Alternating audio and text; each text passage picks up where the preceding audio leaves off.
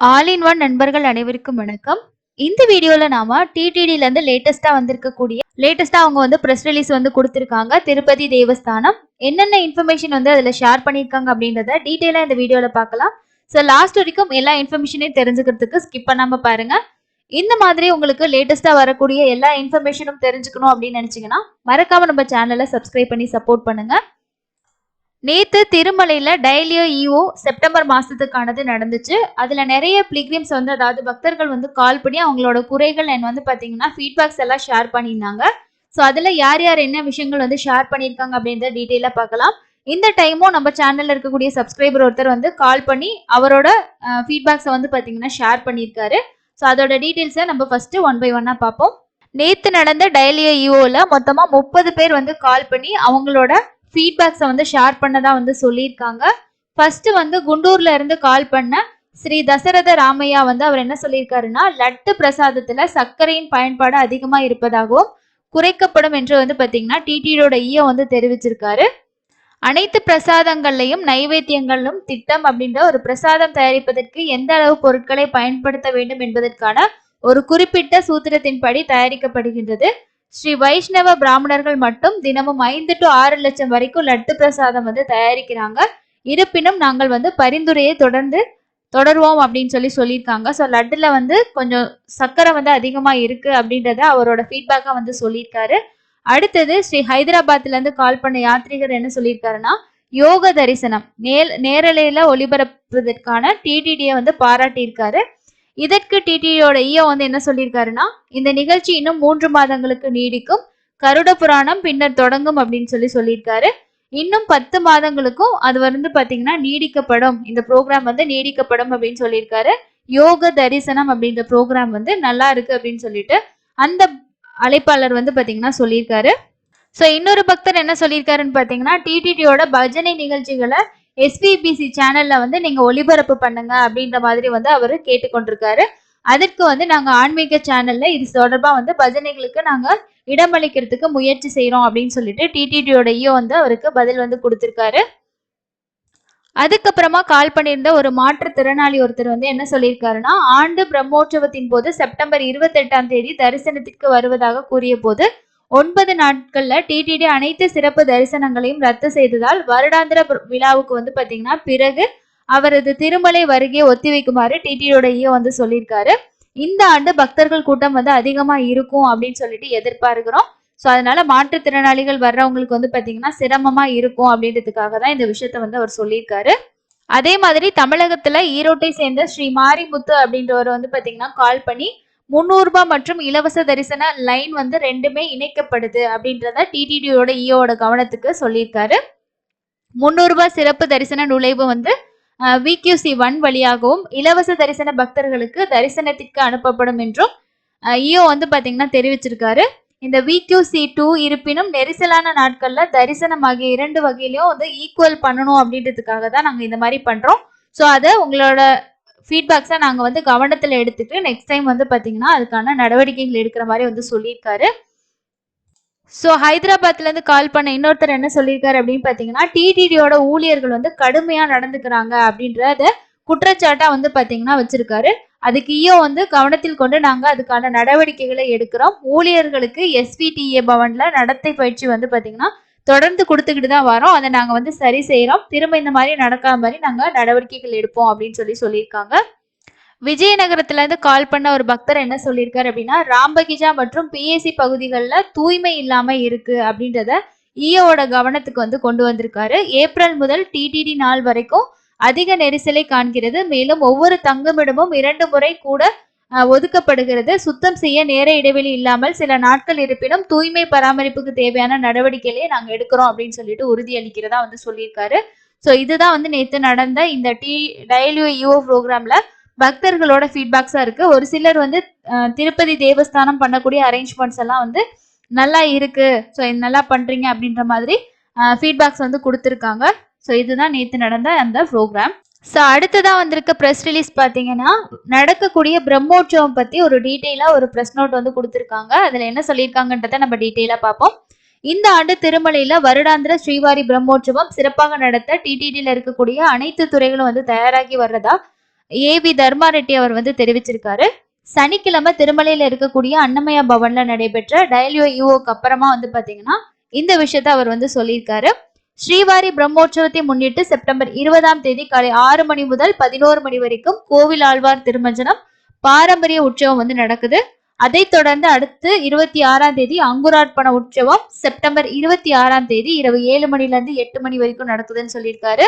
முதல் நாளான 27ஆம் தேதி துவஜரோகணம், பின்னர் இரவு 9 மணிக்கும் 11 மணிக்கும் மாட வீதிகளில் பெத்த சேஷ வாகனம் முதல் வாகன சேவை வந்து பாத்தீங்கன்னா தொடங்குது அப்படின்னு சொல்லியிருக்காரு. அதே நாள்ல மாண்புமிகு ஆந்திர முதல்வர் ஸ்ரீ ஒய்.எஸ். ஜெகன்மோகன் ரெட்டி ஸ்ரீவாரி கோவிலுக்கு மாநில அரசின் சார்பில் பட்டு வஸ்திரங்களை வழங்குவார். 2 வருட இடைவெளிக்கு பிறகு அனைத்து வாகன சேவைகளும் புனித மாட வீதிகளில் தினமும் காலை 8 மணி முதல் 10 மணி வரைக்கும், மாலை 7 மணி முதல் 9 மணி வரைக்கும் நடக்கும் அப்படின்றதையும் சொல்லியிருக்காங்க. அக்டோபர் 1ஆம் தேதி கருட சேவையின் போது கருட வாகனம் இரவு 7 மணி முதல் நள்ளிரவு 1 மணி வரைக்கும் அல்லது மறுநாள் அதிகாலை 2 மணி வரைக்கும் ஒவ்வொரு பக்தரும் தனக்கு பிடித்தமான வாகனத்தில் ஸ்ரீவாரி வந்து பிரம்மாண்டமா தரிசனம் செய்யலாம் அப்படின்னு சொல்லியிருக்காங்க. அனைத்து ஆர்ஜித சேவைகள் மற்றும் சிறப்பு தரிசனங்கள் ரத்து செய்யப்படுது. தங்குமிடங்கள் பொறுத்த வரைக்கும் ஆன்லைன் ஒதுக்கீட்டை 50% கிடைக்கும் வகையில் அதிகரிக்க டிடிடி முடிவு செய்துள்ளது. திருமலையில் குறைந்த அறைகள் இருப்பதால் பக்தர்கள் இரவு தங்குவதற்கு திருப்பதியில் அறை எடுக்குமாறு கேட்டுக்கொள்ளப்படுகிறதுன்னு சொல்லியிருக்காங்க. அடுத்தது அன்னப்பிரசாத விநியோகம். சாதாரண நாட்களில் மாத்ருஸ்ரீ தரிகொண்டா வெங்கம்பா அன்ன பிரசாத பவன்ல அன்னப்பிரசாத விநியோகம் காலையில 9 மணில இருந்து இரவு 11 மணி வரைக்கும் நடைபெறும். ஆனால் பிரம்மோற்சவத்தின் போது அன்னப்பிரசாதம் காலை 8 மணி முதல் இரவு 11:30 மணி வரைக்கும் வழங்கப்படும் அப்படின்னு சொல்லியிருக்காங்க. கருட வாகன நாள்ல மறுநாள் அதிகாலை 1 மணி வரைக்குமே உங்களுக்கு அன்னப்பிரசாத சென்டர் இருக்கும்.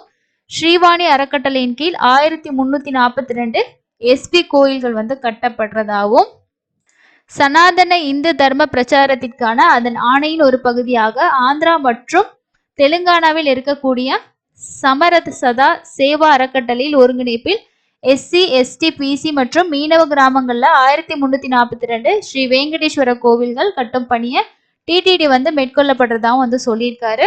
ஸ்ரீ வெங்கடேஸ்வர வைபோற்சவம் அனைத்து ஆர்ஜித சேவைகளையும் வெவ்வேறு நகரங்களில் இருக்கக்கூடிய பக்தர்களின் வீட்டு வாசல்களில் கொண்டு செல்ல ஆகஸ்ட் 16 முதல் 20ஆம் தேதி வரைக்கும் நெல்லூர்ல வெற்றிகரமா நடத்தப்பட்டுச்சு. அதை தொடர்ந்து அக்டோபர் 11ஆம் தேதியில இருந்து 15ஆம் தேதி வரைக்கும் ஹைதராபாத்ல வந்து நடக்கும்னு சொல்லியிருக்காங்க. அடுத்தது பஞ்சகவிய தயாரிப்புகள் வந்து அகர்பத்திகள் மற்றும் உலர்பூ தொழில்நுட்பம் போன்ற தெய்வங்களின் புகைப்படங்களும் பெரும் தேவை வந்து இருக்கு அப்படின்னு சொல்லியிருக்காரு. ஸோ இதுதான் பார்த்தீங்கன்னா அவங்க அடுத்த ப்ரெஸ் ரிலீஸ்ல கொடுத்திருக்க இன்ஃபர்மேஷன். பக்தர்களுக்கு பிரம்மோற்சவம் டைம்ல நடக்கக்கூடிய நிறைய இன்ஃபர்மேஷன்ஸ் வந்து சொல்லியிருக்காங்க. அதே மாதிரி அன்னப்பிரசாதம் வந்து உங்களுக்கு என்ன டைமிங்ல பிரம்மோற்சவம் டைம்ல இருக்கும் அப்படின்றத சொல்லியிருக்காங்க. நோட் பண்ணி வச்சுக்கோங்க. ஸோ அடுத்ததாகவும் ஒரு ப்ரெஸ் ரிலீஸ் வந்து கொடுத்துருக்காங்க. அதுல என்ன இன்ஃபர்மேஷன் கொடுத்துருக்காங்கன்றத நான் டீட்டெயிலாக இதில் உங்க கூட ஷேர் பண்றேன். திருமலை, அதாவது ஆந்திராவில் மாண்புமிகு முதல்வர் ஸ்ரீ ஒய்.எஸ். ஜெகன்மோகன் ரெட்டி அவர்கள் செப்டம்பர் 27ஆம் தேதி பட்டு வஸ்திரங்களை சமர்ப்பிப்பார் என்றும் 28ஆம் தேதி வந்து புத்தம் புதிய பராக்கமணி பவனையும் திறந்து வைப்பார் அப்படின்னு சொல்லிட்டு டிடிடியோட இஓ தர்மா ரெட்டி வந்து தெரிவிச்சிருக்காரு. நேத்து நடந்த டயல்யூஓக்கு அப்புறமா பேசின விஷயங்கள்ல இவர் இந்த விஷயத்தையும் வந்து ஷேர் பண்ணியிருக்காரு. செப்டம்பர் 27ஆம் தேதி இரவு வந்து நடக்கக்கூடிய பெத்த சேஷ வாகனத்திலையும் மாண்புமிகு முதல்வர் அவர் வந்து பங்கேற்பார் அப்படின்னு சொல்லியிருக்காங்க. 23 கோடி நன்கொடையில கட்டப்பட்டிருக்கக்கூடிய பராக்கமணி பவன்ல நாணயங்கள், கரன்சிகள் மற்றும் பலமான அறைகள் என்னும் அதிநவீன வசதிகள் வந்து இருக்கதாவும், ஸோ இந்த இதை வந்து தான் பார்த்தீங்கன்னா ஆந்திர முதல்வர் வந்து ஓபன் பண்ணி வைக்கிறதா வந்து சொல்லியிருக்காங்க. ஸ்ரீவாரி கோயிலுக்குள் உள்ள பராக்கமணி இடம் விரைவில் சுத்தம் செய்யப்பட்டு ஸ்ரீவாரி தரிசனத்துக்கு பிறகு பக்தர்கள் வந்து வெயிட் பண்றதுக்கு வந்து பார்த்தீங்கன்னா வழங்கப்படும் அப்படின்ற மாதிரி சொல்லியிருக்காங்க. ஸ்ரீவாணி பத்தி, அதாவது ஸ்ரீவாரி கோவில் பத்தி ஏதாவது மற்றவங்க சொல்லக்கூடிய பொய் பிரச்சாரங்களை வந்து பக்தர்கள் நம்ப வேண்டாம் அப்படின்ற மாதிரி சொல்லியிருக்காங்க. ஸோ இதுதான் வந்து பார்த்தீங்கன்னா இந்த ப்ரெஸ் ரிலீஸ்ல வந்து முக்கியமாக கொடுத்துருக்கக்கூடிய விஷயங்கள். அடுத்தது வந்து இந்த டெம்பிள்ஸ் வந்து கட்டுறாங்க இல்லையா லோக்கல்ல, ஸோ அந்த டெம்பிள்ஸ் பற்றியும் அதுக்கு எவ்வளோ வந்து ஃபண்டு ஒதுக்கியிருக்காங்க அப்படின்றத பற்றி டீட்டெயிலாக இதில் வந்து கொடுத்துருக்காங்க. ஸோ இது தொடர்பாக சட்டத்துறை அதிகாரிகள் கூட நேற்று வந்து பார்த்தீங்கன்னா ஆலோசனை வந்து பண்ணியிருக்காரு. கோர்ட்ல இருக்கக்கூடிய திருமலைக்கு எதிரான கேஸ் எல்லாத்துலேயுமே வந்து சீக்கிரம் அதுக்கான நடவடிக்கைகள் வந்து எடுக்குமாறு சட்ட ஆலோசகர் கூட வந்து நேற்று டிஸ்கஷன் வந்து நடந்திருக்கு.